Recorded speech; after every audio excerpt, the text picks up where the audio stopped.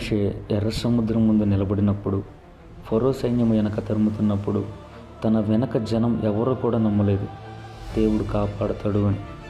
ఎవరు నమ్మినా నమ్మకపోయినా మోషే మాత్రం దేవుని నమ్మాడు, దేవుని వైపు చూశాడు.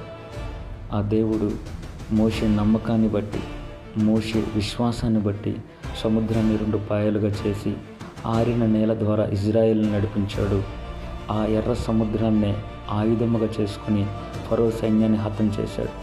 ఈరోజు నీ జీవితంలో కూడా నీ పక్కన నీ అమ్మ, నాన్న, నీ అన్నదమ్ములు, అక్క చెల్లెలు, నీ స్నేహితులు ఎవరు నమ్మినా నమ్మకపోయినా నా దేవుడు నీ జీవితాన్ని నిలబెట్టడానికి సిద్ధముగా ఉన్నాడు.